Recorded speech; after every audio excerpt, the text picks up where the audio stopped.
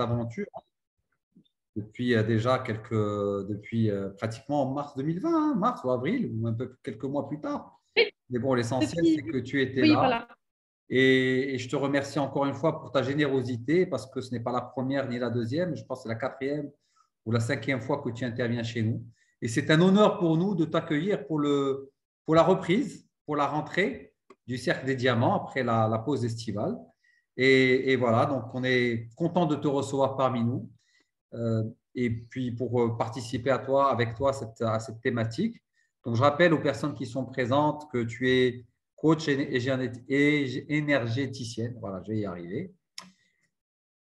Donc, tout ce qui est énergétique, c'est ta spécialité.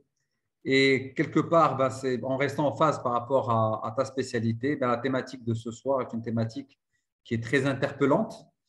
Comment la loi de résonance influe-t-elle sur notre quotidien? Quand tu m'en as parlé, quand on a échangé ensemble, je trouvais ça très impactant parce qu'on est tous concernés par cela, tous concernés par cette notion de résonance qu'on perçoit ou qu'on ne perçoit pas aussi, parfois, d'où l'intérêt de savoir en quoi consiste cette loi de résonance et de quelle manière est-ce qu'elle influe sur nous dans notre quotidien, elle influe sur nous dans notre vie. Jeanne, bienvenue encore une fois et je te cède la parole. Voilà.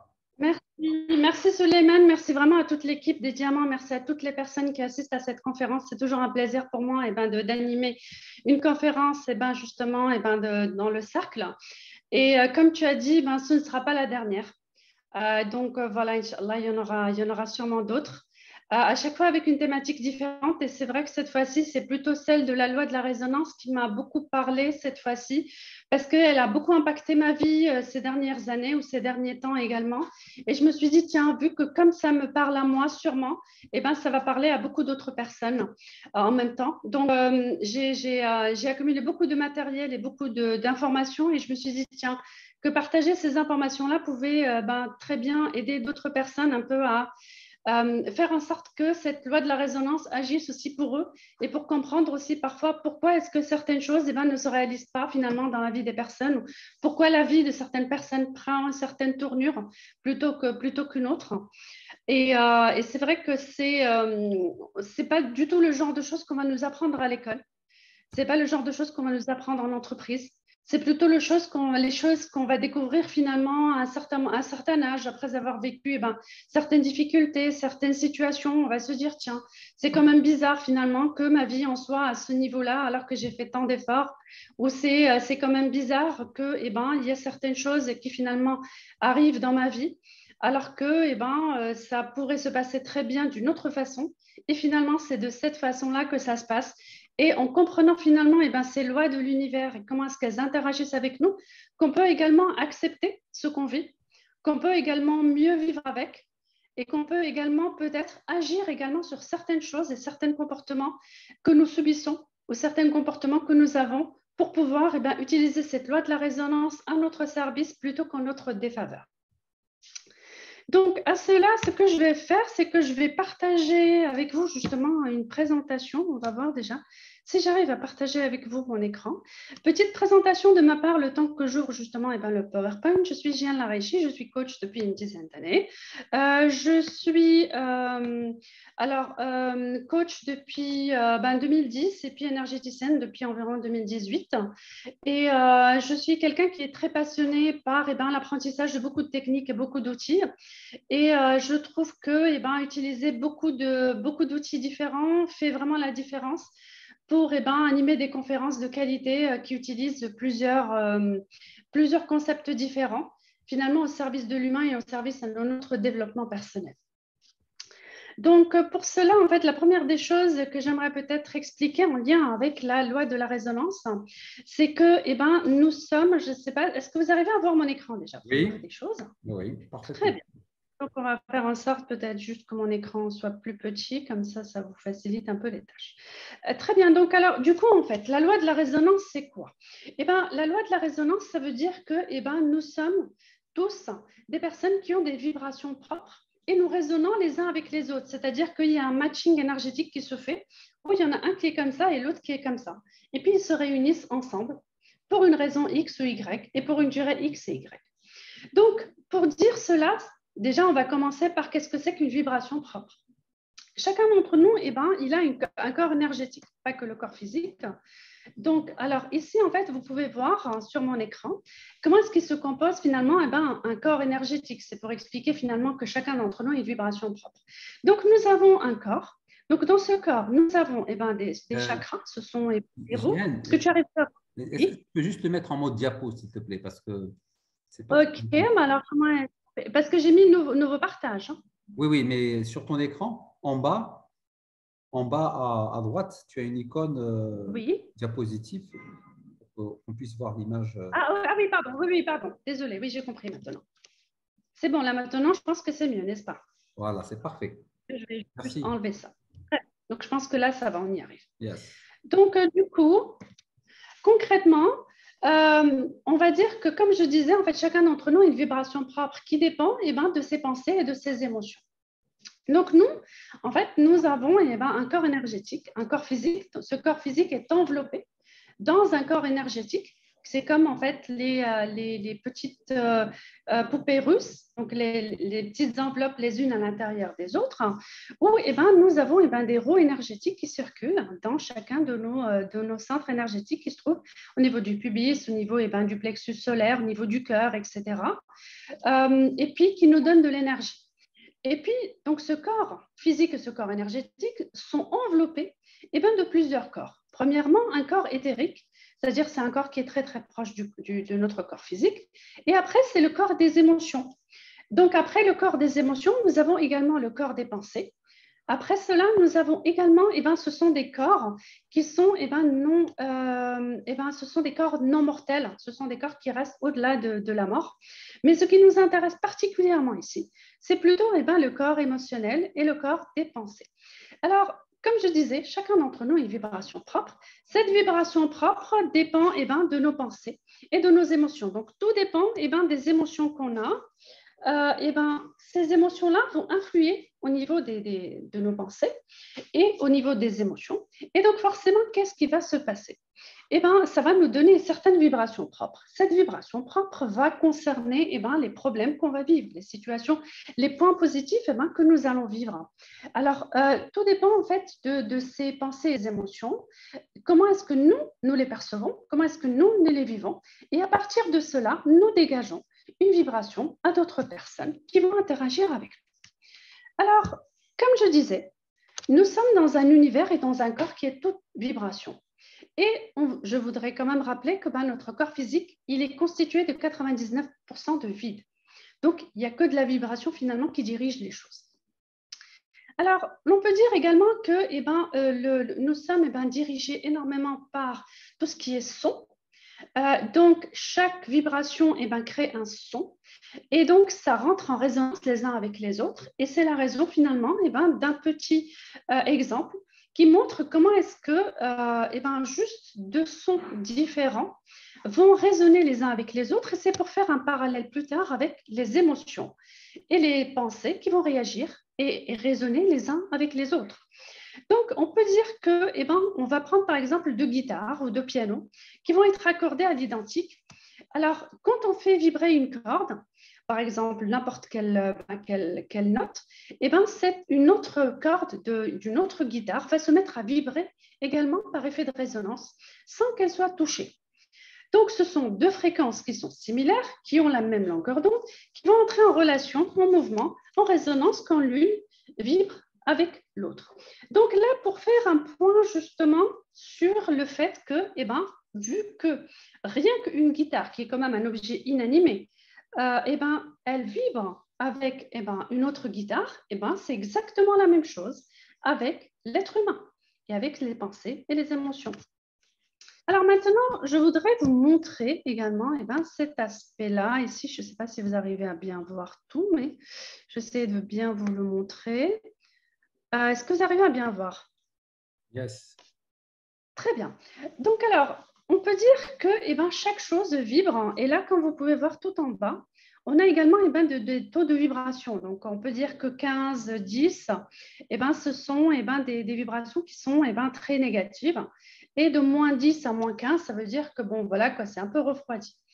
Et là, qu'est-ce qu'on peut constater? On peut constater que chaque corps, avec les émotions qu'il est en train de vivre dans le moment, est en train de résonner.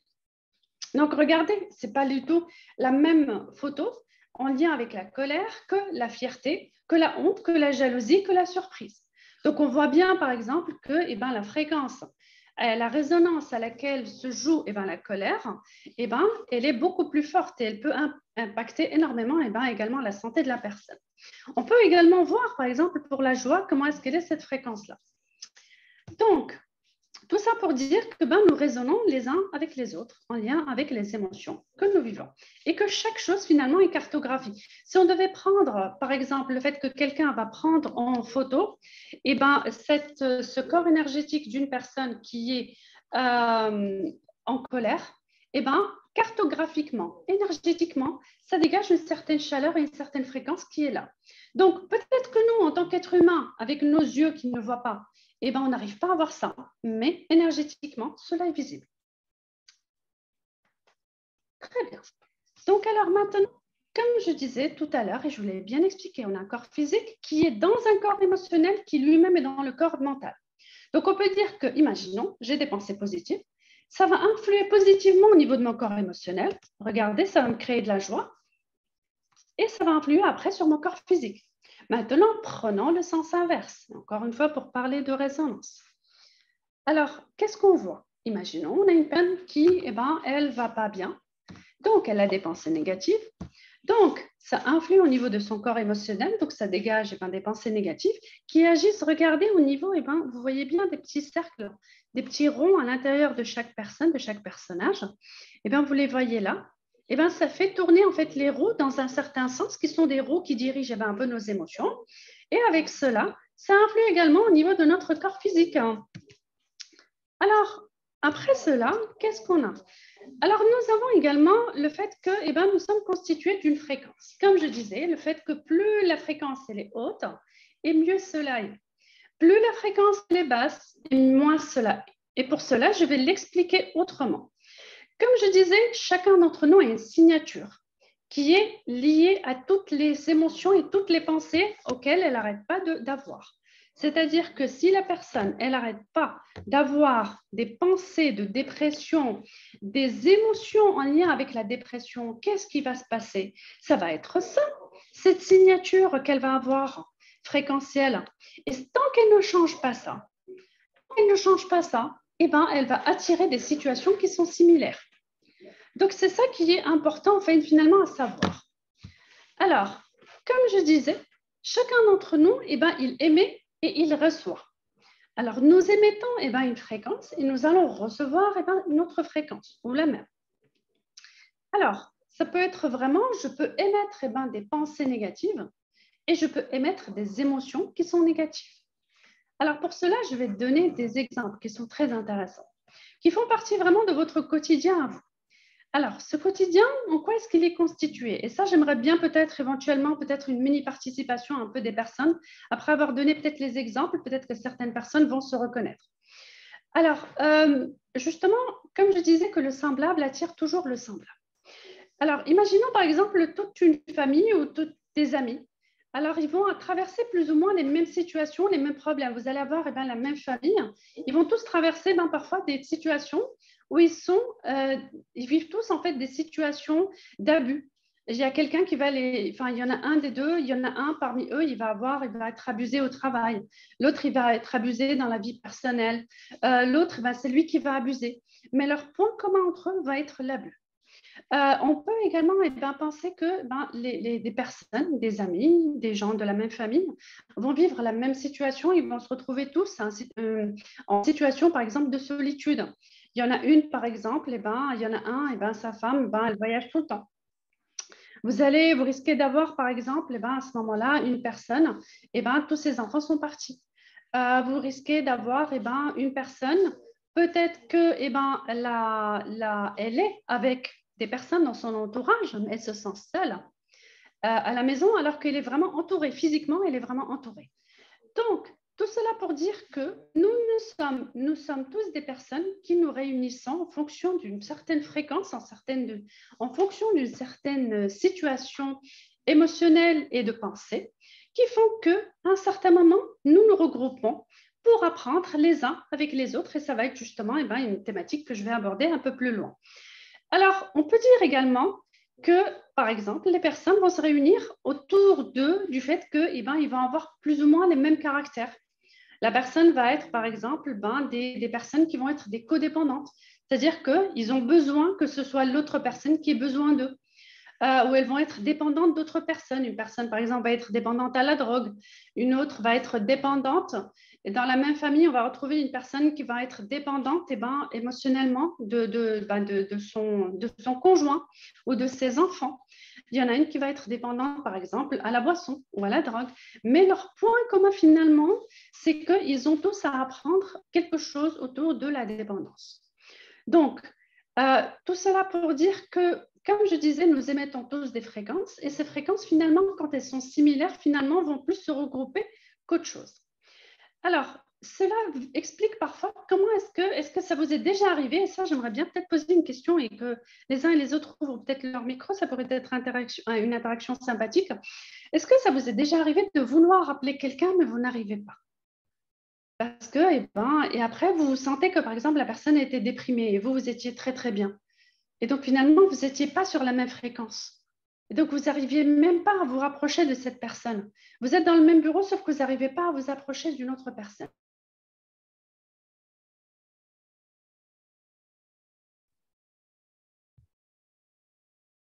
Allez-y, vous pouvez répondre. Vos micros sont réactivés si quelqu'un voudrait s'exprimer.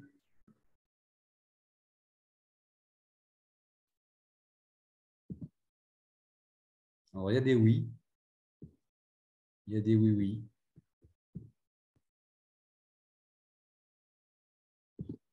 Alors, concrètement, JN, donc ça veut dire, qu'est-ce que tu entends par vouloir se prendre en contact avec une personne? Je n'ai pas bien compris, moi, la question. Si tu peux activer ton micro, parce que là, si on ne t'entend pas, on est mal barré là. Oui, imaginons que, voilà, c'est bon. Imaginons que moi, je veux appeler quelqu'un au téléphone. Oui. Sauf que je n'arrive pas à l'appeler. Dès que je veux l'appeler, je ne me sens pas bien. Ah, ok, Je sens d'accord. que c'est pas. Je D'accord. veux m'approcher de quelqu'un, je suis dans le même bureau que quelqu'un. Ok. Je veux m'approcher de lui pour lui parler, mais j'arrive pas. Mon Ok. corps ne me laisse pas. On n'est pas sur la même fréquence.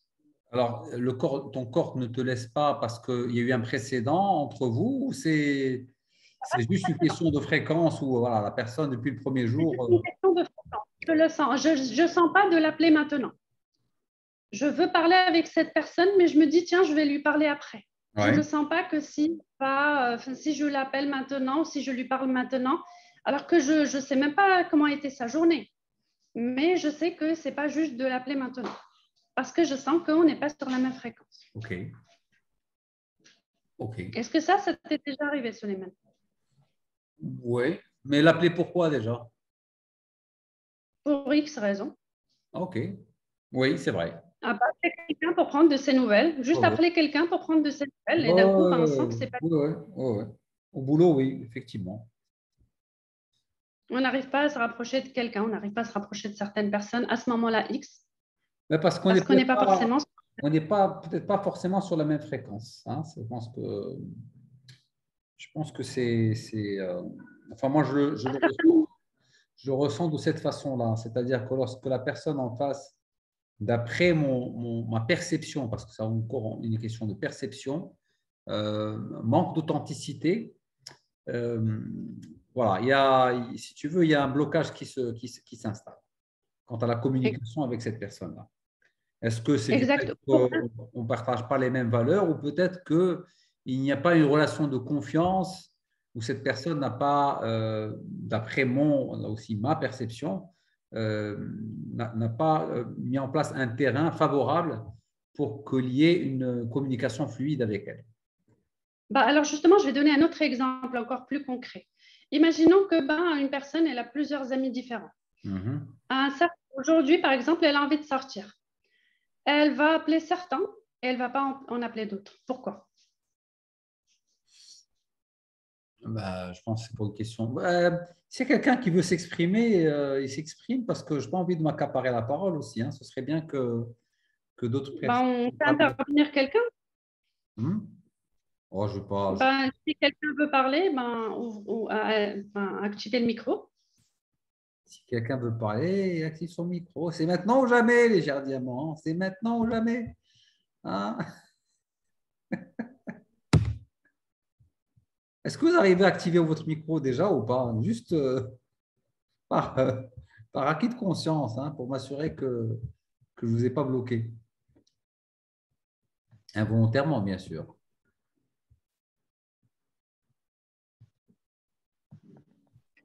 Alors maintenant, c'est toi qui es bloqué.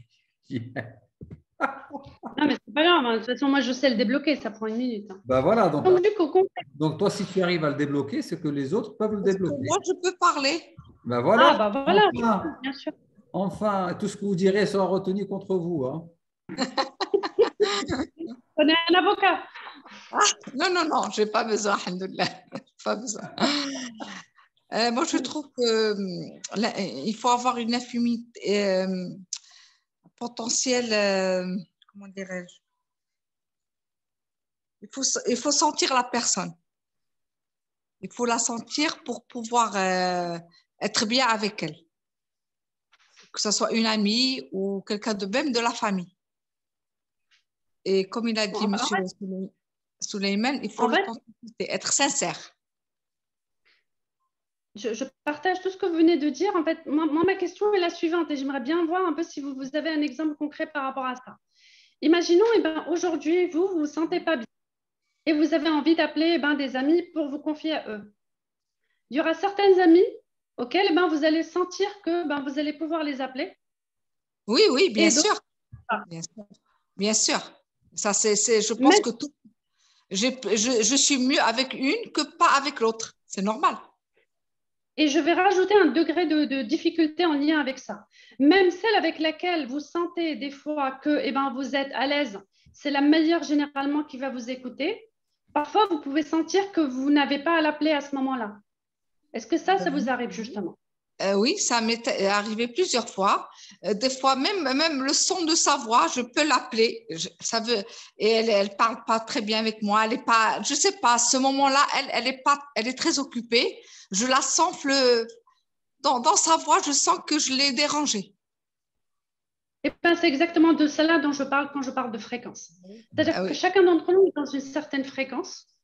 Et quand vous appelez et que vous voyez que vous dérangez, c'est que vous n'êtes pas sur la même fréquence que la personne. C'est exactement ça nous arrive. Ça m'est arrivé plusieurs fois. Oui. Alors, moi, j'aimerais bien quand même vous reposer une deuxième question qui est assez intéressante, parce que moi, ça m'est arrivé. Vous êtes assise dans les transports ou n'importe où, je ne sais pas, juste dans un café, et vous entendez des gens qui sont en train de parler de choses. Ça vous arrive, ça nous arrive à tous. On entend juste les gens à côté qui parlent.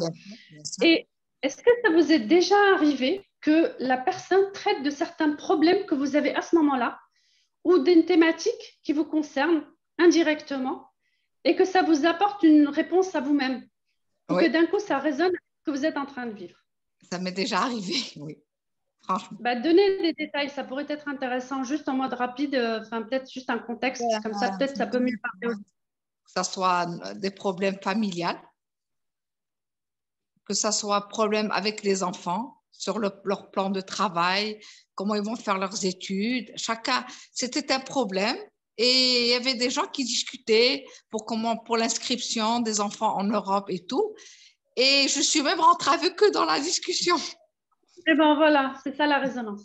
Donc, ces personnes n'étaient pas assises par hasard. Vous n'êtes pas assises par hasard là-bas. Ouais. C'est vos ondes inconscientes qui finalement ont fait en sorte que vous puissiez vous asseoir. J'étais dans un avion. Encore mieux.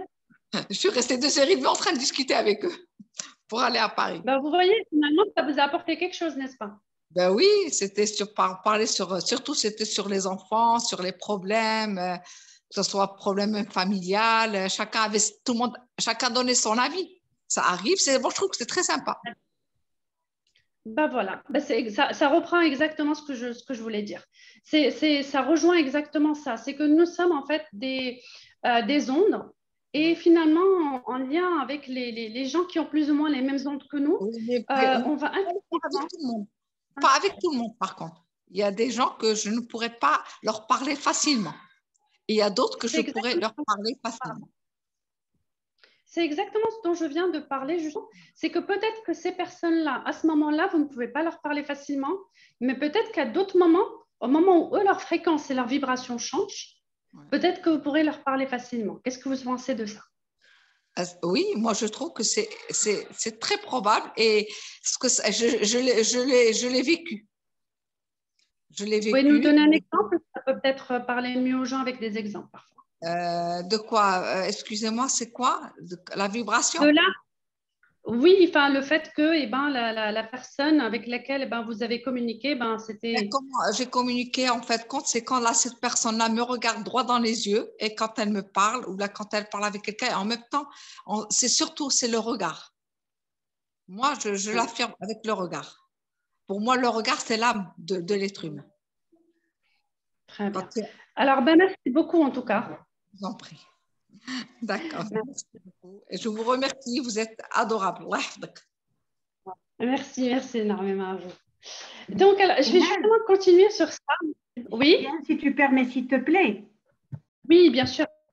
Alors, merci beaucoup pour ces exemples. Et du coup, jusque-là, ce qu'on voit, c'est que c'est des exemples entre personne et personne. Bon, ma question est là. Est-ce qu'on pourrait avoir ce genre de vibration entre personne et objet? Je m'explique. Bien sûr. Bien sûr. Ça arrive souvent d'avoir certaines pensées ou bien certains aspects qui me trottent l'esprit. Et puis, d'un coup, je trouve la réponse quelque part, en face de moi. Je ne sais pas, sous forme de message.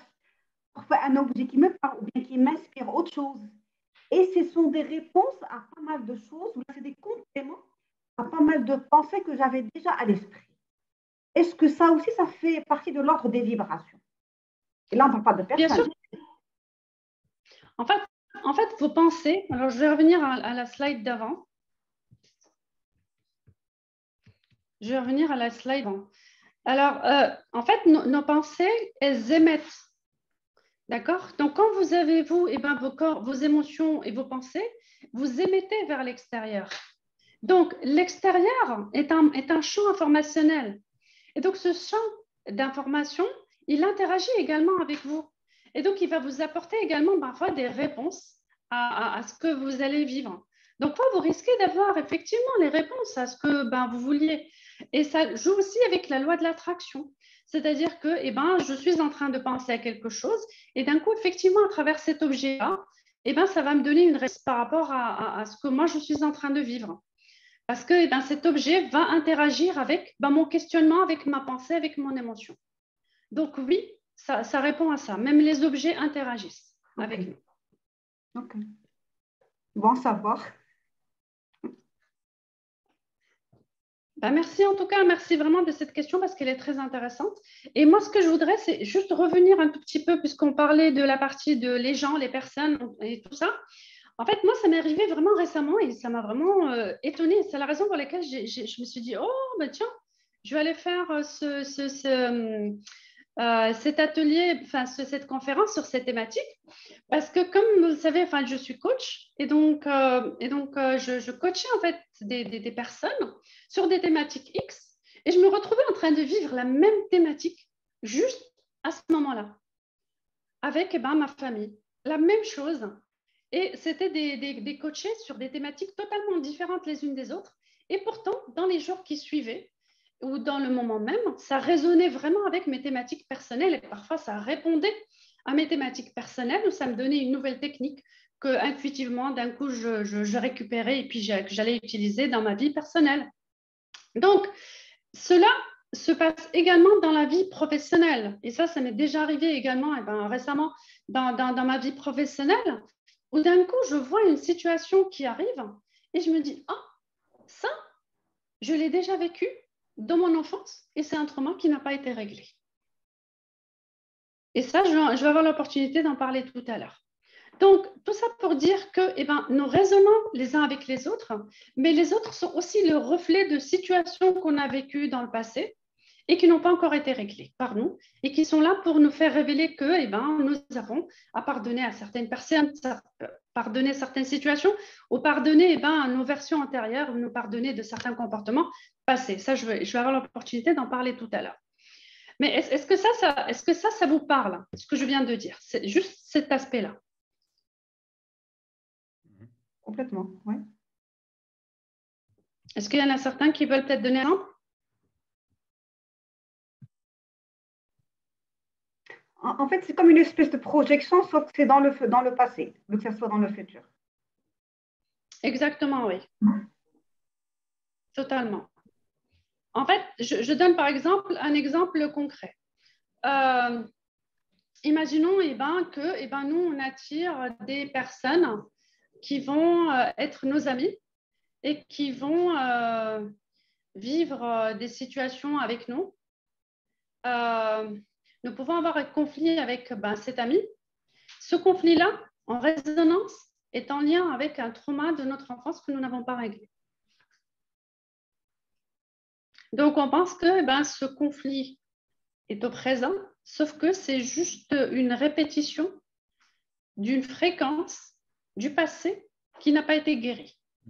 Une émotion qui est restée. Je peux dire, regardez juste l'écran, le corps émotionnel, c'est une émotion, c'est une situation qui nous avait généré des pensées, qui nous a généré des émotions et qui est restée ankylosée dans le passé et finalement qui revient pour être guérie, pardonnée dans le présent à travers d'autres personnes qui vont être nos miroirs et qui vont, par fréquence et vibration, faire en sorte que nous puissions guérir ces situations-là du passé.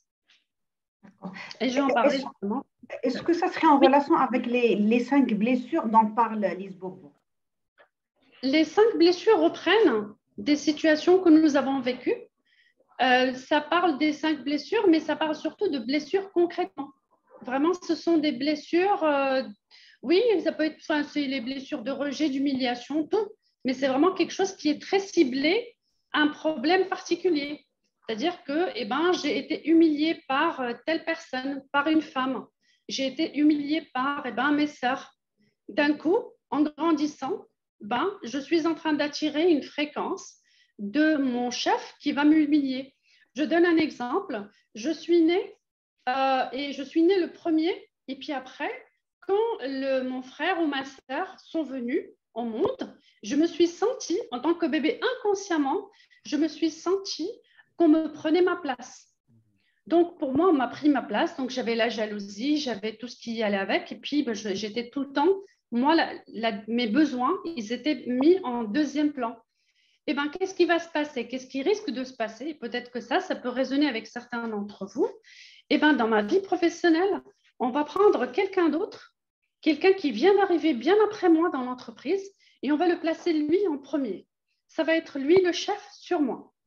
Et ses besoins vont être entendus et les miens ne vont pas être entendus. Ouais. Et ça rejoint ma blessure de la naissance de cet enfant que moi, 1 an ou 2 ans, je ne sais pas quel âge j'avais, n'a pas été guéri.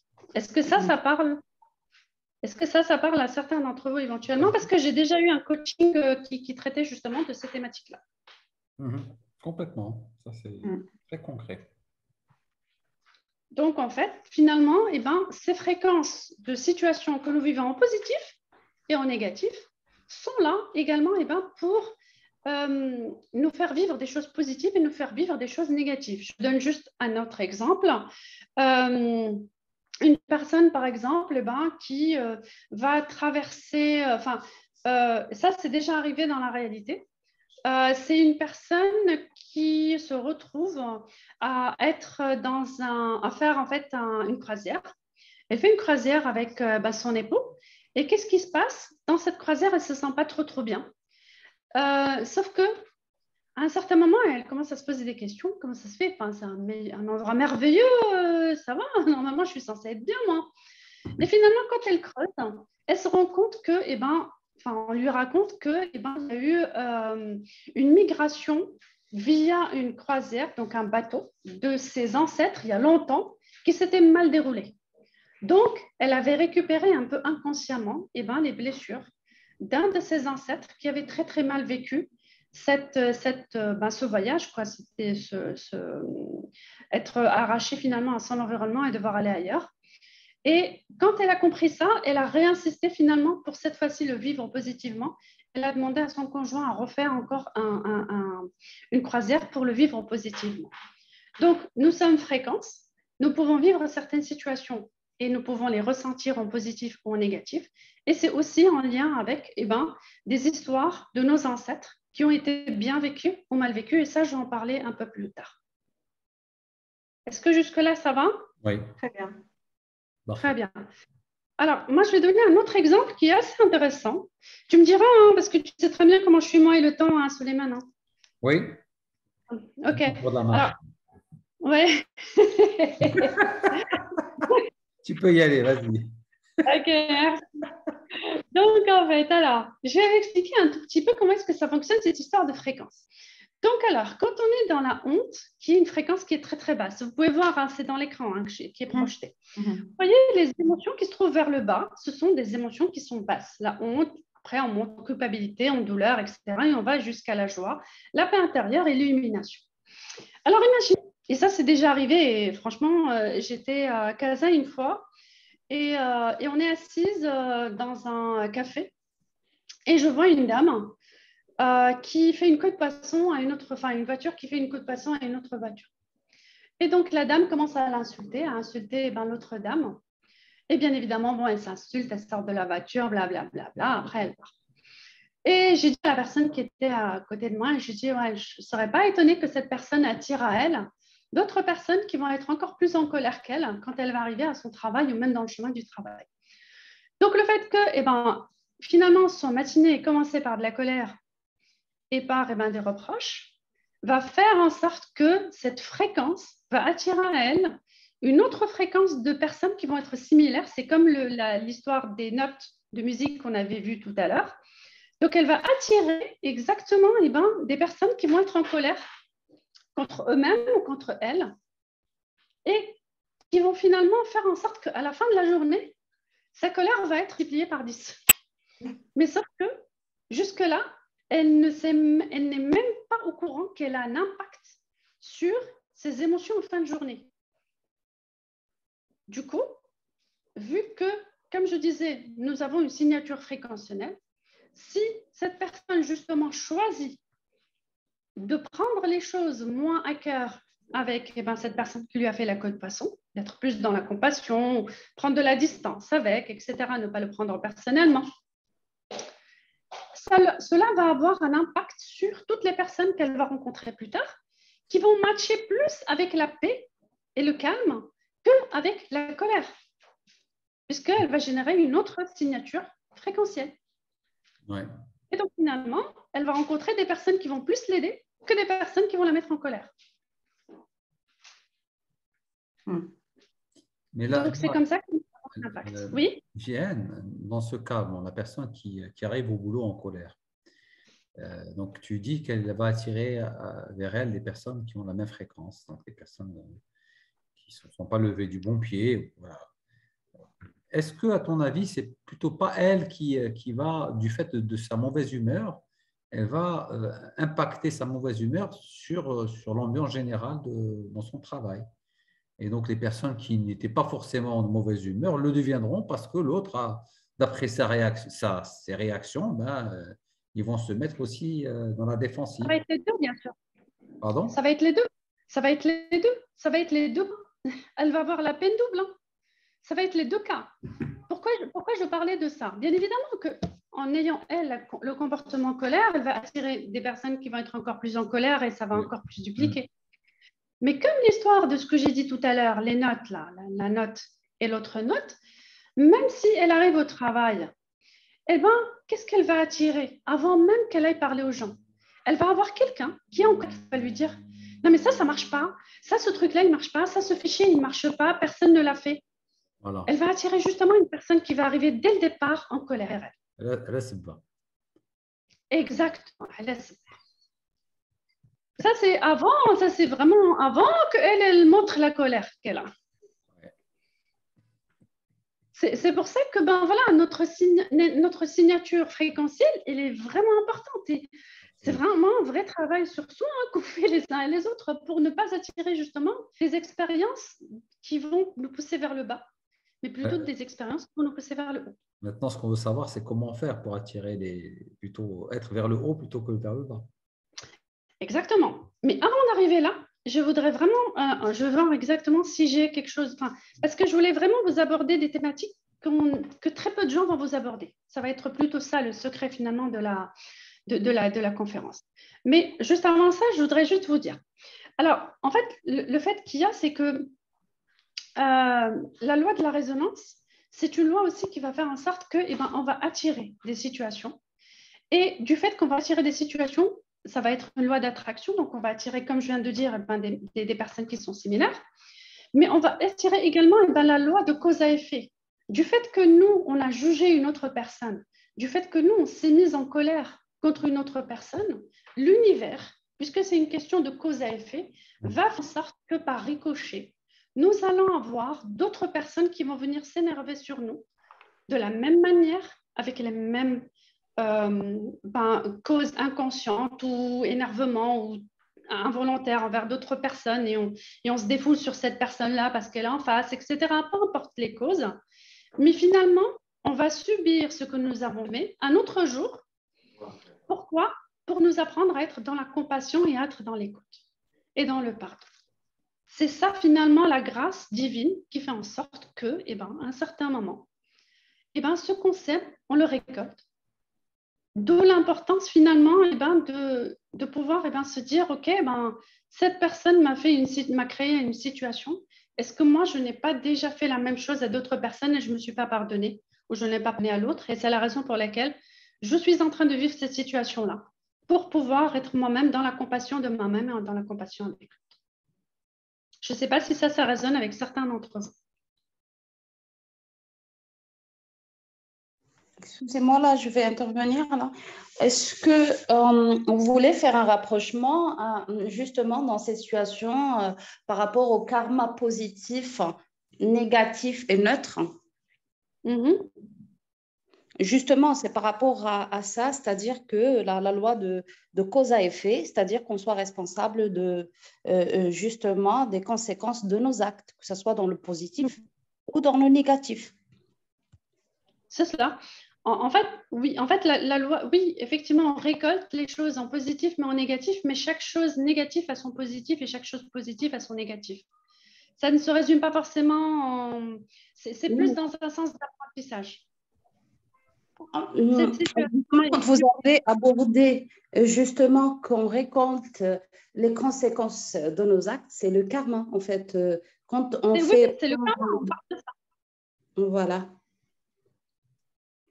Oui, ce que j'essaie de dire à travers la loi de la résonance, c'est que oui, effectivement, quand moi, je suis en train de me mettre en colère contre quelqu'un voilà, et que je n'ai pas écouté finalement ses arguments, ce qui va se passer, c'est que par effet, donc ça c'est la cause, l'effet va faire en sorte que je vais subir qu'une autre personne ou que cette même personne me fasse vivre la même situation, plus pas pour me punir, mais pour m'apprendre à aller vers la compassion et vers l'écoute. C'est plus dans un sens c'est comme si la vie nous donnait la possibilité d'être un bon samaritain qui apprend les bonnes choses de chaque expérience qu'il vit. Mais justement, quand on est en colère contre une personne, on est dans une émotion d'envie ou de jalousie, c'est là où on est en train de former des nœuds énergétiques qui vont rester et qui vont se cristalliser non seulement dans notre propre corps, parce que quand on est en colère contre une personne, on envoie déjà des flèches énergétiques et par un effet de ricochet, on les reçoit par la suite et on forme ce qu'on appelle des nœuds énergétiques et justement, ça va impacter la relation sur un plan invisible. Justement. Se manifester sous forme de fréquence qui va impacter à la relation, à l'infini, jusqu'à ce qu'on arrive justement à dénouer ce lien énergétique et harmoniser Et parce que quand on est en colère, on envoie des flèches. Et du coup, on est dans une forme d'intrusion dans le champ énergétique ou d'agression du champ énergétique de l'autre personne. Et du coup, justement, on va agir même sur la fréquence de l'autre personne si elle n'est pas suffisamment dans la maturité émotionnelle de ne pas recevoir nos flèches. Et malheureusement, quand on envoie la colère et la personne n'est pas consciente, n'est pas là, n'est pas présente, elle reçoit quand même ces flèches et du coup, ça va impacter sa fréquence vibratoire ou son taux vibratoire de l'autre personne. Du coup, ça joue des deux parties. Et du coup, on va parler aussi de quelque chose qu'on appelle la protection. C'est est-ce qu'on est suffisamment protégé? Est-ce qu'on gère suffisamment justement son capital énergétique et son aura pour justement parler d'une certaine hygiène énergétique. Voilà. Intéressant. Justement, c'est très intéressant. C'est justement ça ce que j'enseigne aussi dans les coachings que je fais en groupe, dans les programmes que je fais justement sur la gestion des conflits. C'est exactement ça qu'on fait dans ces programmes-là. Et donc, concrètement, ce que vous êtes en train de dire, c'est que oui, effectivement, on est en train d'impacter émotionnellement l'autre personne. Bien évidemment, notre personne, 95%, on va dire, du temps, personne ne nous a jamais appris à se créer des bulles énergétiques de protection. Personne ne nous a appris à pouvoir comprendre si l'autre personne m'a envoyé quelque chose d'énergétique, comment est-ce que je peux faire pour le lui renvoyer en positif et être dans le pardon, parce qu'on va être action-réaction. D'où le fait que ce que je disais, c'est qu'à un certain moment, il arrive dans la vie que on va se retrouver à devoir apprendre à être nous-mêmes dans cette maturité émotionnelle pour pouvoir changer notre fréquence vibrationnelle, ne plus réagir avec l'émotion de l'autre et pouvoir être en détachement et en positivité en lien avec ça. Et ça, c'est juste une question d'âge la plupart du temps et de situation de la vie qui vont faire que la personne va rencontrer des situations qui vont l'obliger à faire ça. Et c'est l'une des situations qui fait que, imaginons une personne qui est très colérique, le 3/4 du temps, elle va avoir un enfant qui va vraiment lui apprendre à être zen. Si elle n'apprend pas avec le premier... Excusez-moi, les maîtres inversés, c'est des personnes qu'on va rencontrer dans la vie de tous les jours, avec lesquelles on va vivre une histoire ou une épreuve même pour grandir, justement, pour justement évoluer sur le plan spirituel. Mais il y a aussi des fréquences ou ce que vous avez appelé comme signature. En fait, ils ont je dirais, qui sont d'une nature transgénérationnelle. Là, on commence à toucher à des choses qui sont parfois cachées. Parfois, il y a des gens qui vont justement se faire coacher. Ils vont justement faire des séminaires sur la gestion émotionnelle, justement avoir des connaissances sur la loi d'attraction et tout. Mais du coup, ils ne comprennent pas. Ils attirent toujours, excusez-moi, la poisse et ça arrive. Et du coup, parfois, justement, quand on est dans le processus quantique ou énergétique, il faut savoir justement identifier la nature de la distorsion dans le champ de la personne, mais en relation avec son arbre généalogique pour déterminer c'est dans quelle lignée, maternelle, paternelle, et pour quelle raison. Si on ne dénoue pas, la personne va justement être dans cet ascenseur énergétique tout le temps et toute sa vie. Alors, justement, ça a été la thématique que je voulais aborder. Justement, vous m'ouvrez la possibilité de le faire. Jihen, alors, juste oui, je pour te dire que pour ton intervention, il reste 20 minutes. D'accord. Je ne sais pas en termes de timing si tu peux faire ça. Et pour l'interaction avec nos chers participants, je pense qu'il serait opportun d'attendre la fin et puis on pourra passer aux questions-réponses pour te permettre de tout livrer. Très bien. Yallah, merci. Très bien. Très bien. Donc, alors, c'est très, très intéressant ce qui vient d'être commenté puisque c'est toute la partie cachée qui est toute la partie transgénérationnelle. C'est-à-dire que nous sommes un champ vibrationnel quand nos parents nous ont conçus. Ils nous ont conçus justement avec un ADN. Cet ADN-là, il est plein de choses positives. Donc, on hérite des yeux, on hérite des mêmes yeux, des mêmes les cheveux, etc. Et on hérite également des histoires transgénérationnelles de nos ancêtres que nous sommes venus également pour vivre, pour dépasser. C'est ce champ qui est quand même inconscient, qui est au niveau de l'inconscient, qui va finalement également diriger un tout petit peu notre vie et faire en sorte que nous allons être en résonance avec certaines situations plutôt que d'autres.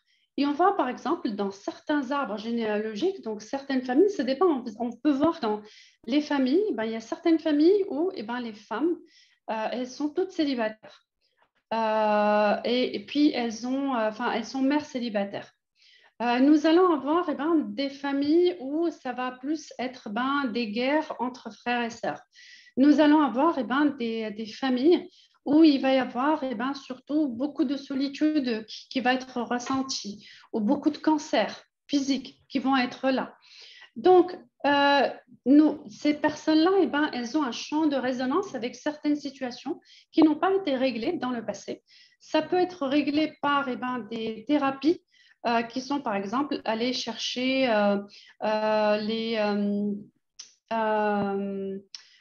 faire des constellations familiales, par exemple. Ce sont le fait de positionner les personnages de notre famille et puis revenir un peu au passé pour dénouer qu'est-ce qui s'est mal passé finalement dans la lignée familiale pour le régler. Et ce qui se passe, c'est que même parfois, quand on voit et on dit la personne va vivre certaines situations qui sont similaires. Pourquoi? Parce qu'elle-même, elle a changé certaines émotions qu'elle a, elle a changé certaines pensées qu'elle a pour pouvoir être plus alignée vers quelque chose qui va être beaucoup plus dans le positif. Donc, d'où l'importance vraiment de pouvoir comprendre que nous sommes très gérés par tout ce qui concerne l'inconscient. Et là, je vais donner un peu quelques exemples et ça va être très intéressant.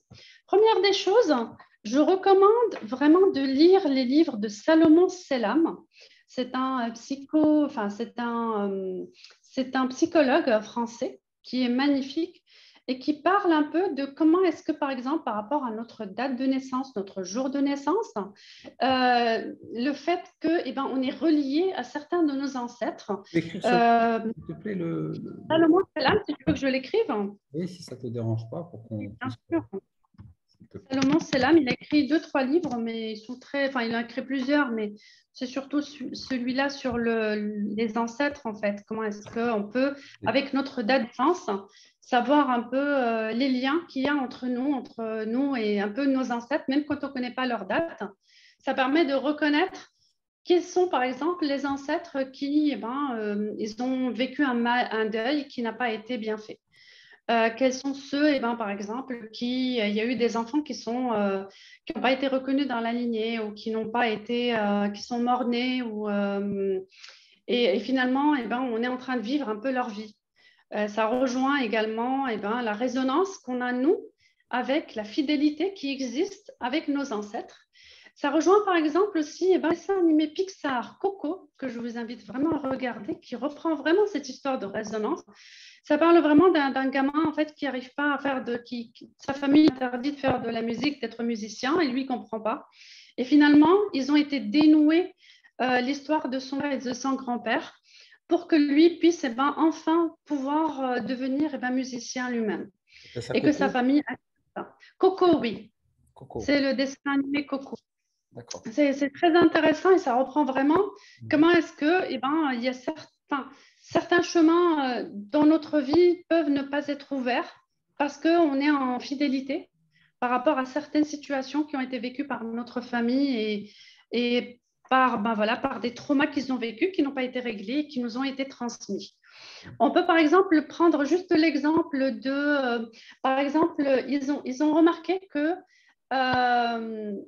par exemple, les personnes qui étaient décédées à l'Holocauste, bien évidemment la Shoah, leurs descendants juifs, enfin leurs descendants en tout cas, ils traversaient vraiment des situations émotionnelles très, très difficiles, en lien avec les séparations, en lien avec la peur, etc.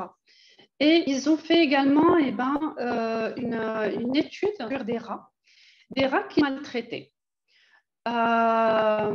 Et après, ces rats, ils ont engendré des enfants, les petits rats. Ils ont remarqué que même au niveau de la 3e et 4e génération de rats, ces rats-là, quand on les mettait face aux mêmes difficultés, aux mêmes traumas qui ont été soumis à leurs ancêtres, ils réagissaient tout de suite, ils se braquaient tout de suite et ils étaient en état de stress. Et donc, finalement, ce qui en a été déduit, c'est que bien évidemment, ces rats-là, ils étaient en résonance avec toute l'histoire qui n'a pas été réglée émotionnellement par les ancêtres. Donc, je vais donner peut-être juste 1 ou 2 exemples que moi, j'ai trouvé très intéressants par un livre. J'essaie de vous le trouver. Moi, j'ai beaucoup aimé. Moi, je l'ai en espagnol, mais je sais que toi, Souleymane, tu parles espagnol, mais il doit exister aussi en français parce qu'il a été traduit. J'essaie de vous le donner.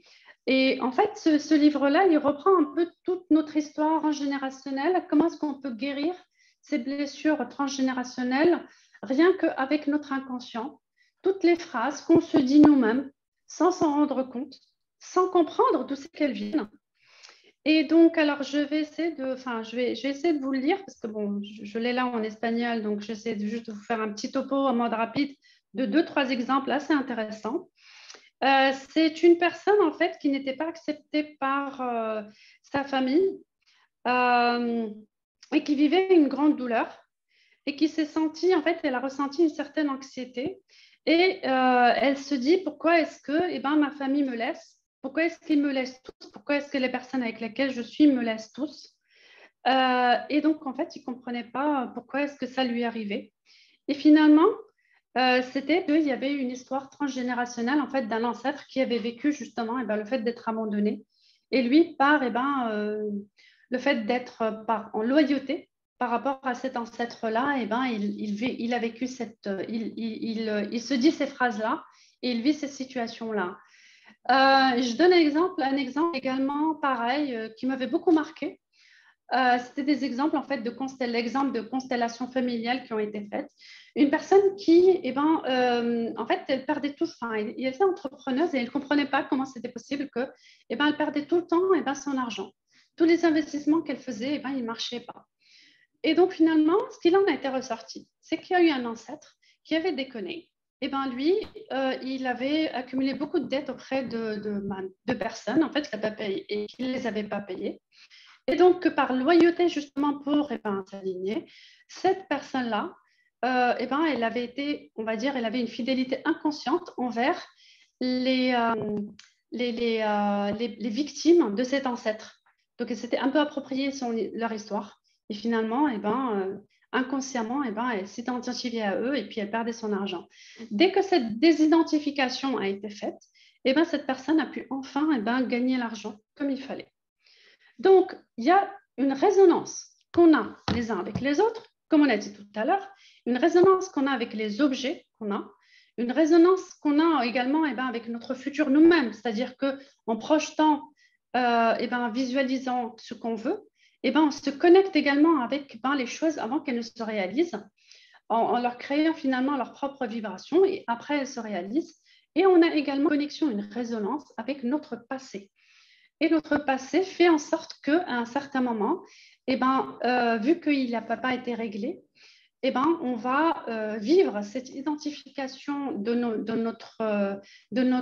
nous-mêmes avec un ancêtre ou plusieurs ancêtres et leur histoire, jusqu'à ce qu'à un certain moment, ça va s'enlever. Et si on lit, comme je disais, pour le livre de Salomon Salam, il vous montre, par exemple, comment est-ce qu'une personne elle est venue pour revivre la même situation que sa mère ou son père, donc elle est revenue par loyauté revivre la même chose, ou est-ce qu'elle est venue pour couper cette situation et vivre l'inverse, c'est-à-dire libérer la lignée de ces résonances, de ces situations qui n'ont plus besoin d'être. Alors moi, je voudrais juste peut-être conclure par quelque chose d'important, qui est qu'on peut dire qu'on est victime de certaines situations, qu'on vit des choses qu'on ne comprend pas, que soi-disant on peut être victime finalement d'une répétition familiale. Sauf que, Et là, il y a un livre aussi, je crois que c'est Le don de l'âme. Il y a un livre qui est très intéressant qui montre que peut-être derrière une situation où on est en train de répéter un trauma transgénérationnel, nous sommes en train d'apprendre des choses que notre âme a besoin d'apprendre. Nous sommes en train d'évoluer à notre manière. En répétant le fait, par exemple, de se faire abandonner par un homme et d'être une femme, une mère célibataire, eh ben, on est en train d'apprendre à s'assumer toute seule et à s'accepter soi-même et à accepter le fait d'être une femme célibataire, une mère célibataire. Alors que la génération d'avant, il y a 3 générations, c'était tabou. Et elle avait très mal vécu. Or, la différence, c'est que oui, effectivement, elles sont toutes les 3 la même génération.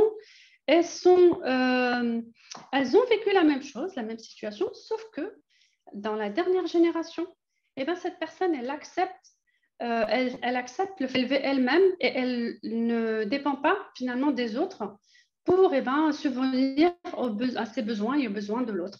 Donc, à un certain moment, elle a réparé les émotions positives en lien avec le trauma négatif et elle a réparé également l'histoire qui a été mal vécue pour mieux la vivre avec les mêmes ingrédients, mais cette fois-ci, c'est les émotions et les pensées qui changent. Peut-être dernier aspect très important, nous sommes tous imbriqués, et ça j'aimerais bien peut-être donner un exemple en résonance.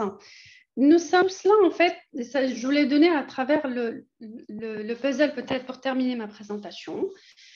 Alors, en fait, nous interagissons tous les uns avec les autres, sauf que dans nos interactions, chacun d'entre nous a des apprentissages différents à faire.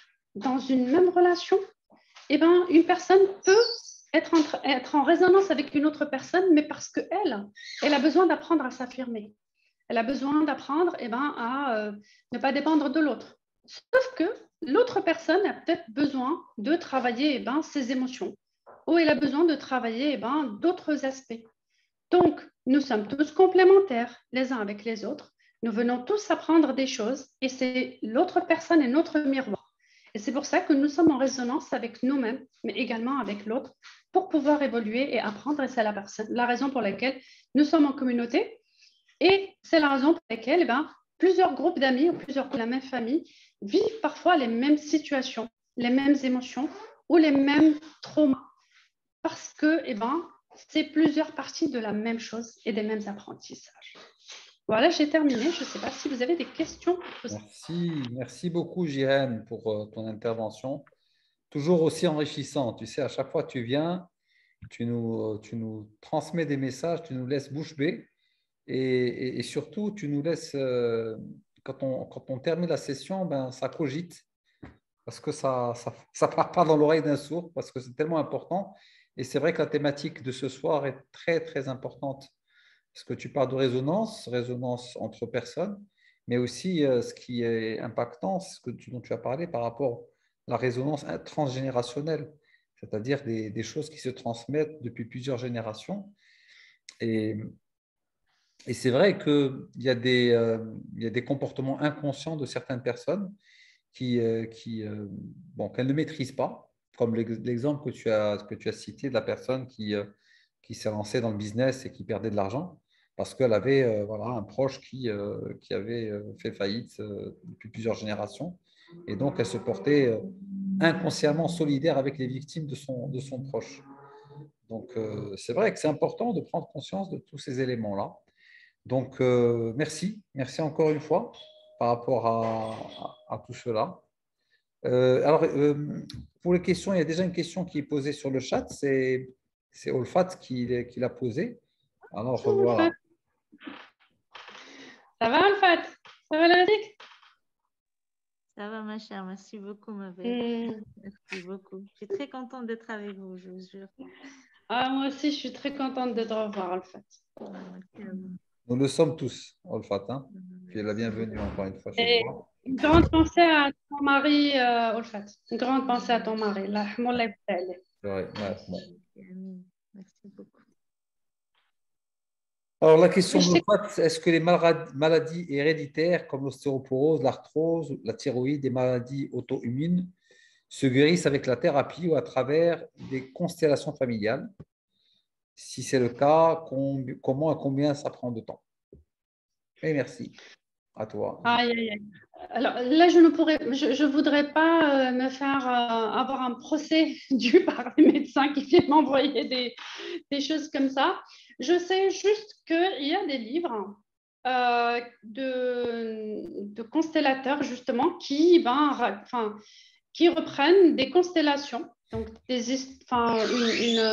reprennent un peu l'histoire l'histoire transgénérationnelle de personnes qui ont vécu l'ostéoporose, qui vivent l'ostéoporose et toutes ces choses-là, et qui ont trouvé finalement, il y a eu un dénouement qui a eu lieu positif, des solutions qui ont été réglées.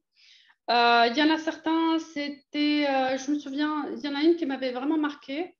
C'était, je crois que je sais pas si c'était l'ostéoporose ou autre, mais genre la personne qui avait la dégénérescence musculaire et tout, c'était parce qu'il y avait eu une violence dans les mains d'une personne qui avait tué. C'était un ancêtre qui avait tué, des ancêtres qui avaient tué. Et donc, c'était pour éviter que la personne, elle ne tue ou elle n'ait de comportement agressif.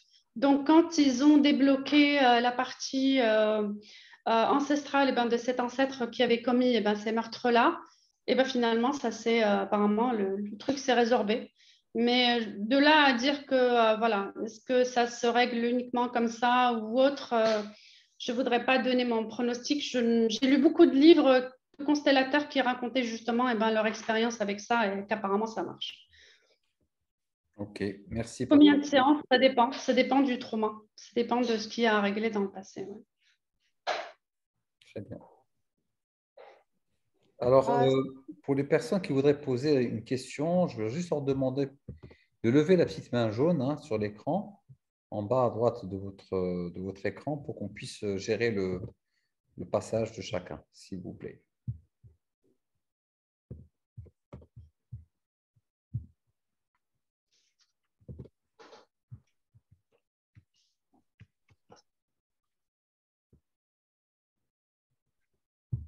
Est-ce que quelqu'un souhaiterait poser une question?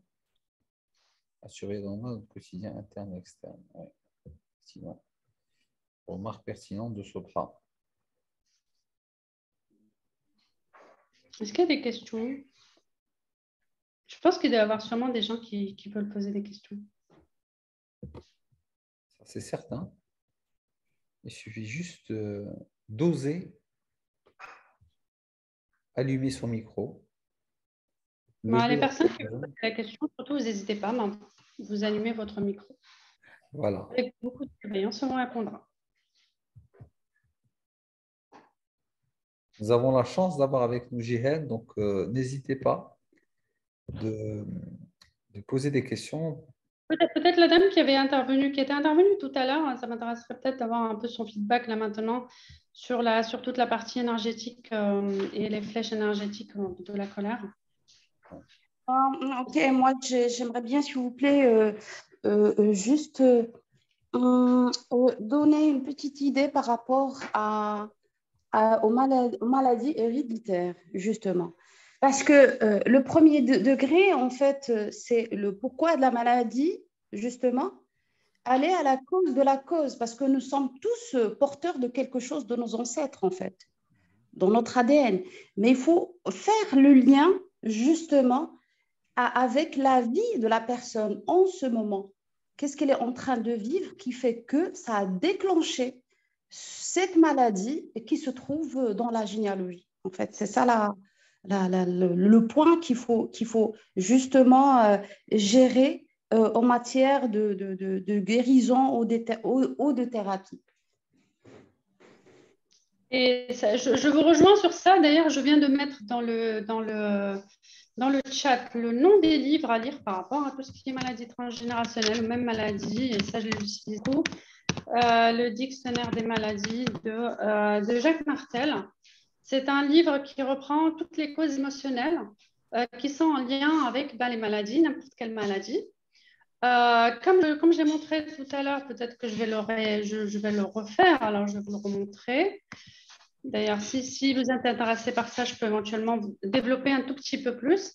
Mais en tout cas, concrètement, nous sommes un corps qui vibre à une fréquence. Cette fréquence, c'est celle de la santé.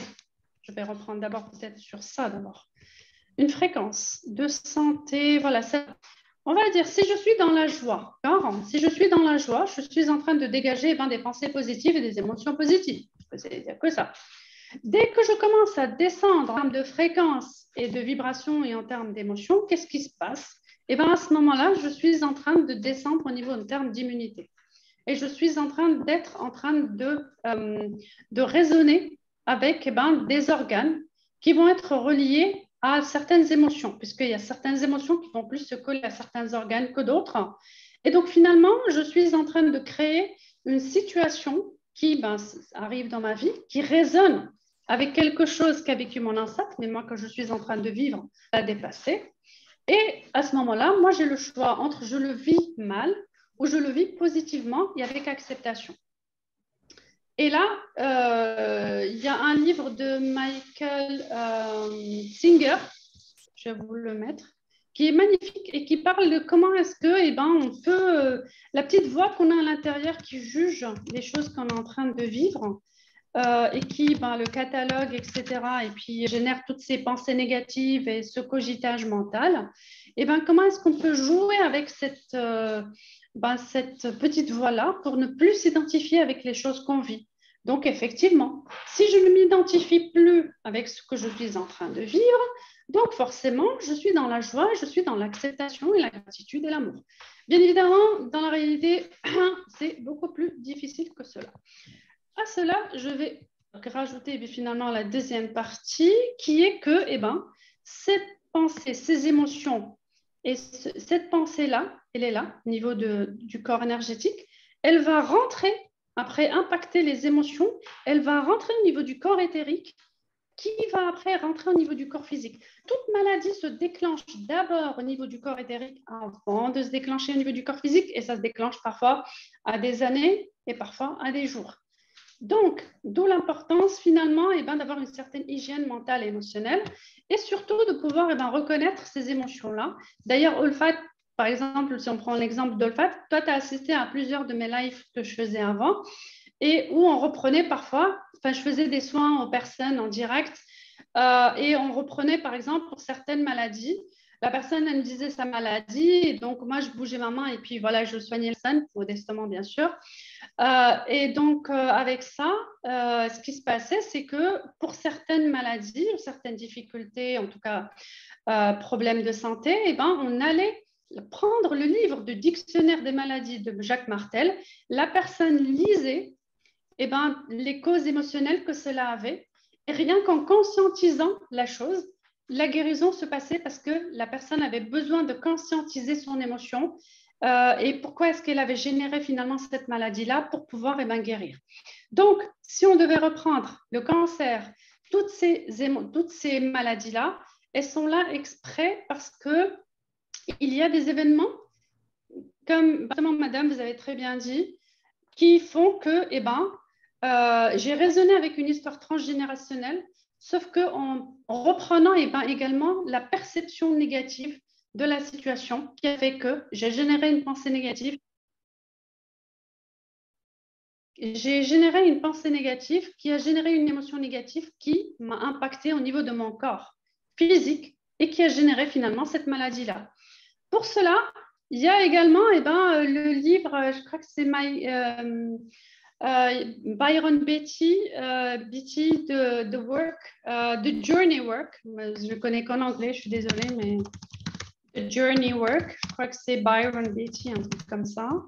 Et cette dame-là, en fait, elle a créé une méthode qui fait en sorte que on va se connecter avec l'organe qui pose problème et on va aller chercher les traumas avec l'inconscient, bien sûr. On va aller chercher à travers des visualisations les traumas qui sont à l'origine et au fur et à mesure, ça se dénoue, ça se dénoue, ça se dénoue. Parce que finalement, chaque situation qui est vécue est enregistrée en tant que kyste émotionnel, kyste de pensée dans le corps énergétique et ça reste imprégné. Et après, à chaque cycle, il y a plusieurs cycles. C'est pour ça que je vous recommandais de lire les livres de Salomon Selam, mais il y a d'autres livres également. Et à chaque cycle, ça revient. Et ça revient. Et ces émotions-là et ces situations-là reviennent. Et moins on les traite, et plus on fait les cons, genre ah, mais moi, j'ai rien vu, hein, je ne dois pas changer, c'est que les autres qui doivent changer. Et bien, ce qui se passe, c'est que à force, la même situation va revenir, venir, jusqu'à ce que ça va nous déclencher une maladie où on va devoir faire un travail sur soi pour avancer. Si vous permettez, s'il vous plaît. En fait, on fait justement, quand on travaille sur une personne, parce que c'est la responsabilité aussi du thérapeute d'aller chercher justement les distorsions et les localiser à travers le scan du champ énergétique par le ressenti. Et du coup, le travail sur l'organe, c'est identifier déjà l'endroit qui est atteint, justement. Et parfois, ce n'est même pas l'organe qui est malade. Il faut aller dénouer dans un autre endroit, soit au niveau d'un méridien ou d'un chakra, pour justement débloquer l'organe parce que lui-même n'arrive pas justement à recevoir l'énergie, je dirais, nécessaire pour bien fonctionner. Et du coup, c'est tout un travail de la chirurgie énergétique qu'on fait là. Et il faut que ça soit fait avec beaucoup de précision et pour justement rétablir les courants énergétiques et harmoniser le champ et donner suffisamment, sur plusieurs séances, suffisamment d'énergie à l'organe pour mieux fonctionner. Parfois, ça, avec le traitement du médecin, ça, justement, ça accélère la guérison, surtout quand il s'agit de maladies chroniques ou des maladies un petit peu compliquées. Justement, ce que vous êtes en train de dire, justement pour le relier avec la loi de la résonance, parce que finalement c'est cette thématique-là qui nous concerne aujourd'hui, et ben, du fait que finalement on va dénouer certains endroits qui ne vont plus réagir avec cette émotion, avec ce qu'on est en train de vivre, parce qu'un organe ou une situation, il y a à l'intérieur des émotions, il y a à l'intérieur des pensées. Donc forcément, quand on enlève un peu tous ces aspects-là, on ne résonne plus avec cette thématique-là, et donc on résonne avec quelque chose de plus positif. Voilà, juste pour revenir un peu sur la loi de la résonance. En lien avec les questions. Moi, je veux me préciser. Merci. Une question, on peut faire un peu provocation par rapport à cette notion de vibration transgénérationnelle. Est-ce qu'on peut assimiler cela comme une fatalité, que certaines personnes vont hériter de certaines choses dont ils ont quelque part ils n'ont jamais voulu, et puis voilà, on se retrouve à porter des choses qui se sont passées chez certains de nos ancêtres depuis 4 ou 5 générations. On peut dire que chaque âme est venue pour vivre une expérience et que c'est elle-même qui a choisi finalement sa lignée, c'est elle qui a choisi ses parents. C'est pas l'inverse. Donc, c'est l'âme qui vient s'incarner finalement dans une famille pour apprendre. Donc, elle a choisi ces apprentissages-là. Mais la famille transgénérationnelle n'est qu'un outil. Et ces traumas n'est qu'un outil pour évoluer en tant que d'âme. Nous ne sommes pas des êtres humains juste comme ça. Nous sommes d'abord une âme qui choisit un corps pour apprendre. Donc, forcément, l'apprentissage, il passe par une famille particulière. Donc, par exemple, quand on prend des livres qui traitent justement de ces thématiques-là, qui s'appellent The Journey of Souls, il y a des psychologues qui sont vraiment centrés sur ça et qui ont fait beaucoup d'études sur ces aspects-là. Ils ont vraiment, montré que l'âme, elle est là pour évoluer et que chaque aspect, aussi minime qu'il soit, est outil pour que l'âme avance. Ils ont même... il y en a même qui ont fait ressortir, par exemple, le fait d'avoir un enfant handicapé. Quel est l'apprentissage de l'âme? Le fait d'avoir telle maladie, qu'est-ce que l'âme vient apprendre? C'est très beau. On est vraiment là pour évoluer. Il ne faut pas prendre l'aspect transgénérationnel comme une fatalité, comme quelque chose de négatif, mais plutôt comme une source d'apprentissage de l'âme pour être dans la compassion, pour être dans le pardon, pour être dans l'acceptation de soi. Okay. Merci. C'est très clair en tout cas. Si vous permettez, Monsieur Suleiman, vous avez touché un point qui est très important. En fait, est-ce qu'on est victime de sa généalogie ou on est responsable quand même d'être dans une parfaite responsabilité envers soi et envers les autres, en fait. Ça, il y a un truc très subtil, en fait. Oui. C'est vrai. par rapport à cette problématique. Parce que quand on travaille l'aspect généalogique, c'est dans la notion de responsabilité de la personne. Parce que, comme je l'ai dit tout à l'heure, nous sommes porteurs de l'histoire familiale à travers plusieurs générations. Mais il faut faire le lien sur les schémas de comportement de la personne qui font qu'elle a déclenché justement cette énergie chez elle. C'est ça le travail qu'on fait. C'est que mon ancêtre a vécu quelque chose et moi, je vais justement payer à sa place ou justement ma responsabilité, c'est de libérer la généalogie et les générations à venir. Mais c'est justement ramener la personne à sa responsabilité de ne plus justement se comporter de telle ou telle manière ou de générer elle-même des vibrations qui font qu'il va vivre quelque chose comme son ancêtre. Ouais, voilà. très pertinent. Donc, justement, après, on est vraiment dans une notion de la co-création et on est vraiment dans des choses splendides où l'âme, justement, va faire l'expérience, non pas dans une forme de dualité, mais beaucoup plus dans l'unicité, dans une forme d'apprentissage pour l'âme et une évolution. Voilà, merci. Merci à vous, Hasna. Vraiment, on est ravis de votre présence. D'ailleurs, Hasna, j'aimerais bien entrer en contact avec vous. D'ailleurs, si vous pouvez me passer votre contact, ce serait vraiment très bon. Ok, Inch'Allah, d'accord. Vous êtes énergéticienne aussi, Hasna? Écoutez, moi, énergéticienne de la vieille école, j'ai appris plusieurs méthodes avec un maître vietnamien. J'ai appris avec la pratique un petit peu quantique orientée neurosciences avec Joe Dispenza, avec Mario Beauregard. Bon, ça remonte à une bonne dizaine d'années, voilà. C'est bien complet, ça. Je pense qu'elle peut être ta prochaine speakerine, là. Moi, je ne me connais pas beaucoup. Franchement, je suis en train de faire du démarchage, là. Je suis en train de faire un peu de charme.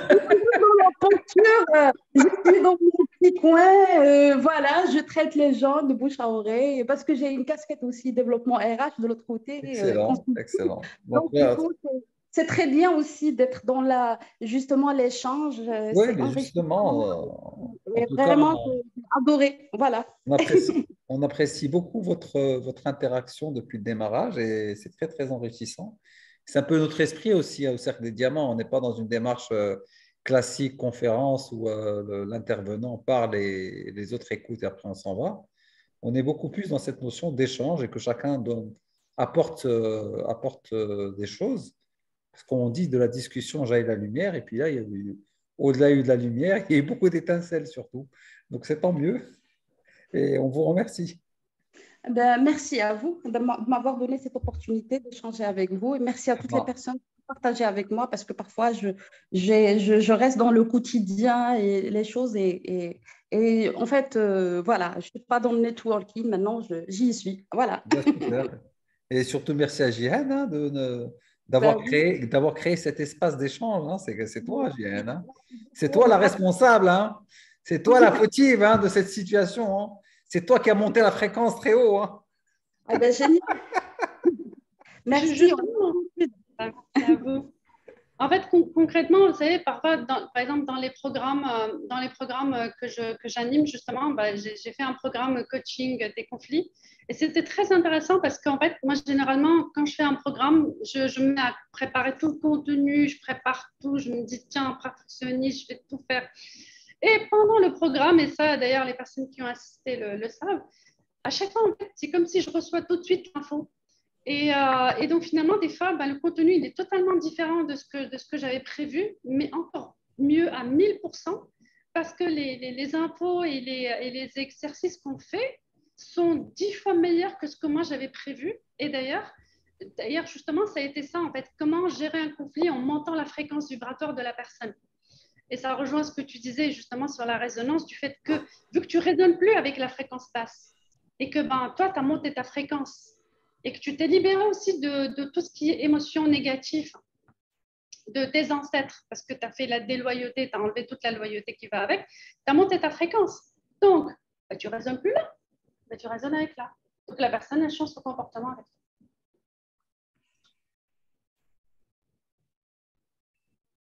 Ah, il y a ton micro qui s'est déconnecté. Tu as vu, il n'y a pas comment. Hein. En fait, je voulais dire que Youssef a levé la petite main jaune et qu'il Oh, voudrait sympa. poser sa Youssef, ça question. va comme ça. Salut Oh, Jeanne, c'est Smartullah vraiment Ali, comment vas-tu? oh, Smartullah Ali, Smartullah Ali, merci. tu étais génial. Tu étais génial. J'ai une petite question pour toi, s'il te plaît. Oui, Parfois, dis-moi. on se rencontre avec des personnes et on se dit, ces personnes, on les connaît depuis longtemps, depuis beaucoup de temps. Est-ce que la résonance a un point sur ce sujet-là? Est-ce qu'on peut dire que c'est la résonance ou il y a d'autres choses, des ondes, d'autres ondes qui jouent de la partie edge? Suleiman, je crois que je le connais, ça fait 1000 ans. Sans blague. Zara, toi aussi, je crois que je vous connais, ça fait longtemps. Est-ce que la résonance a un point sur ça? Ça, justement, c'est dommage, j'en ai pas parlé, mais d'ailleurs, tu me donnes la possibilité d'en parler. On raisonne avec des personnes parce que aussi, bon, il y a, en fait, on a les mêmes fréquences, on a les mêmes vibrations, mais également notre lignée a vécu plus ou moins les mêmes choses. Donc, on est là parce que, bon, on se reconnaît. Il y a une certaine reconnaissance d'âme à âme qui se fait. Donc, il y a des personnes avec lesquelles, ben, vous allez sentir que ben, vous allez les apprécier, et d'autres, vous n'allez pas forcément les apprécier. Dès le départ, ça va être, oui, même si je ne le connais pas, ça va être très, très loin. Et bien évidemment, il y a ces personnes, comme entre toi, justement, Youssef et Soleiman, où c'est positif. Donc, j'ai l'impression que je le connais d'avant. Bien évidemment, il y a des personnes comme moi qui craignent en la réincarnation. Moi, je crois beaucoup en la réincarnation. Après, chacun ses principes. Mais moi, je crois que, eh ben, on vient et on revient et on revient et on revient pour apprendre et pour faire des leçons. Et donc, ces mêmes personnes qu'on connaissait d'avant, eh ben, ils reviennent avec nous parce qu'on les aime, parce qu'on a insisté pour qu'ils viennent faire partie de notre plan d'apprentissage, parce qu'on les aime. Voilà. Tout à fait. Merci. Excellent. Merci, Allah ya'tik saha. Merci beaucoup. Diane, merci beaucoup. Moi, je dirais que on va terminer sur notre fin parce que voilà, on sait quand ça commence, mais on n'aime pas que ça se termine. Alors, moi, ce que je te propose dès maintenant, c'est une invitation pour une conférence en présentiel. Inch'Allah, quand tu seras au Maroc, parce que tu es actuellement en France, n'est-ce pas? Oui. Et voilà, qu'on puisse programmer ça à l'avance, parce que je pense que le niveau d'énergie sera beaucoup plus élevé en présentiel, avec des belles âmes comme celles qui sont présentes ce soir avec nous dans cette session. Parce que vraiment, c'est tellement enrichissant que le débat mérite à ce qu'on puisse y consacrer plus de temps et puis beaucoup plus d'échanges en aparté après la rencontre pour que chacun puisse partager aussi sa propre expérience parce qu'il y a beaucoup de choses importantes à dire et à témoigner autour de cette thématique de la résonance, mais surtout thématique de l'énergétique où il y a plusieurs champs qu'on peut aborder. Alors, cher Diamant, pour les personnes qui souhaitaient avoir une petite information concernant le cercle des diamants, parce que nous ne l'avons pas fait au début, je vais le faire très brièvement, sans présentation. C'est juste vous dire que le cercle des diamants est une association à but non lucratif qui est née d'une initiative citoyenne. On parlait tout à l'heure au début le côté officieux et le côté officiel, parce que c'est une initiative qui a démarré au mois de mars 2020, en plein confinement, avec un cycle de conférences, 30 jours, 30 conférences, qui a été suivi par ensuite 60 jours, 80 jours, et puis on a continué, comme dit, l'appétit vient en mangeant, avec une belle communauté qui s'est mise en place, dont les membres fondateurs sont là, Si Youssef, Fatem Zahra, il y a d'autres personnes qui sont… Il y a Aïcha Alaoui qui nous suit depuis le début, qui est notre ambassadrice à Rabat. Toi, Jihen aussi, tu nous suis depuis le démarrage. Et c'est vrai que c'est ça qui nous fait chaud au cœur, c'est que Hassan Sharaf, je vois qu'il est également connecté, notre cher chercheur de sagesse. Il est là parmi nous. Il est également membre de cette belle communauté. Pourquoi? Parce que nous sommes là, et tu as bien parlé de cette notion de résonance, parce qu'il y a cette résonance. Il y a cette notion de fréquence que nous partageons ensemble. Et on se dit, comment se fait-il qu'on ne nous connaissons pas, on s'est retrouvés comme ça, sur Zoom, à discuter, puis avec cette envie d'aller plus loin. Et donc, cette envie d'aller plus loin, ça a été la création de l'association en janvier 2021. Et donc, nous allons bientôt fêter, Inch'Allah, notre 2e anniversaire avec plein de belles choses. On est aujourd'hui à notre 158e webinaire.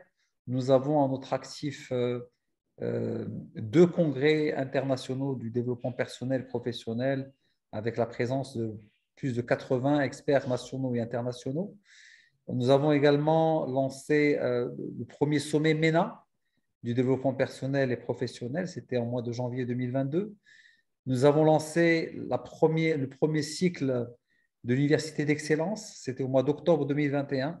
Et nous vous annonçons dès maintenant que la 2e édition de l'Université d'Excellence démarre, Inch'Allah, au mois d'octobre 2022, donc dans quelques jours. Et donc, bientôt, on va vous lancer donc, les bulletins d'inscription pour les personnes qui souhaiteraient le faire. Et tout ça, nous l'avons fait de façon bénévole, nous l'avons fait avec du cœur, comme toutes les personnes qui ont eu la gentillesse d'intervenir là aussi, comme tu l'as fait, Jihen. Et je te remercie infiniment pour ta générosité de donner de ton temps pour pouvoir partager des choses aussi précieuses que ce que tu viens de faire avec nous ce soir.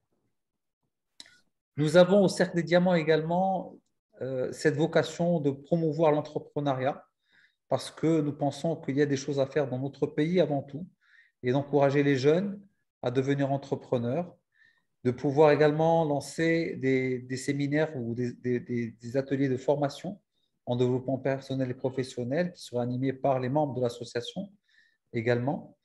Nous avons également pour vocation de signer des conventions de partenariat avec d'autres associations ou organismes qui partagent les mêmes valeurs que les nôtres pour qu'on puisse construire des choses ensemble et tout ça pour pouvoir grandir ensemble. Parce que nous considérons que chaque être humain est un diamant à l'état brut et que ce diamant à l'état brut mérite à ce qu'il soit bien travaillé, à ce qu'il soit bien poli pour pouvoir en ressortir tout son potentiel, tous ses talents cachés. Parce que chaque être humain a au moins un talent caché, sauf que beaucoup de personnes ignorent qu'ils ont cette capacité du fait que, voilà, durant leur enfance, ils ont traîné avec eux des croyances limitantes. On leur a dit tu es un incapable, on leur a dit tu es mauvais dans ça, et ce qui fait que cela a inhibé leur croyance en eux, cela a inhibé la confiance en soi, leur estime de soi. Et nous, au Cercle des Diamants, nous voulons faire sauter tous ces blocages-là. Parce que chaque être humain a un potentiel, chaque être humain est un diamant, et nous cherchons, et nous avons comme vocation, comme objectif de continuer à briller ensemble. Donc, je dirais, donc notre slogan, c'est « Brillons ensemble, shining together ». Donc, continuons à briller ensemble, comme nous avons brillé ce soir, grâce à Jihen qui, par son intervention, a partagé avec nous et d'énormes étincelles. Donc, nous sommes présents sur les réseaux sociaux, sur la page Instagram, page Facebook. Nous avons également une chaîne YouTube. Nous sommes également présents sur LinkedIn, donc Cercle des Diamants. Donc, vous pouvez, si vous avez besoin d'informations pour vous inscrire ou autre, il suffit donc d'envoyer une question sur un de ces canaux et on se fera un plaisir à vous accueillir parmi nous. Parce que le cercle des diamants, ce n'est pas un cercle fermé, c'est un cercle qui est ouvert à tout le monde, à tout un chacun qui souhaiterait bien briller encore plus, tout simplement. On vous remercie beaucoup. Alors, il y a Hasna. Oui, merci Hasna d'avoir partagé vos coordonnées. Merci Jihen aussi d'avoir partagé les tiennes. Donc, on va noter vos coordonnées Hasna. Comme ça, on prendra attache avec vous. Et puis, parlez-en autour de vous aussi. D'accord? On vous souhaite une agréable soirée. Merci Jihen, merci à tous nos diamants, également nos invités qui nous découvrent pour la première fois. Et ben, on se donne rendez-vous, Inch'Allah, le mois prochain pour le démarrage de l'Université d'Excellence. Jihad, merci encore. Merci pour tout. Allah yahfadak, bonne continuation. Et tu es toujours bienvenue chez toi au Cercle des Diamants. Je voudrais juste redonner, en fait, enfin, si jamais les personnes veulent entrer en contact avec moi, Bien sûr. comme ça, je le laisse oralement au lieu que ce soit juste écrit. Bien sûr. Alors, c'est la page Facebook Coaching Énergie 88, énergie avec Y, donc Coaching Énergie 88. Et puis, sinon, c'est ma page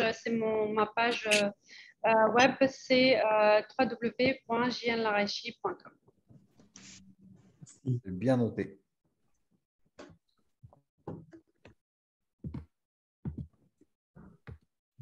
Parfait. Et s'il te plaît, si tu peux le contact de Hasna, ça pourrait être. Hasna, je te le transmettrai. Voilà, il est Oui, sur merci. Ok, ça me ferait plaisir d'échanger.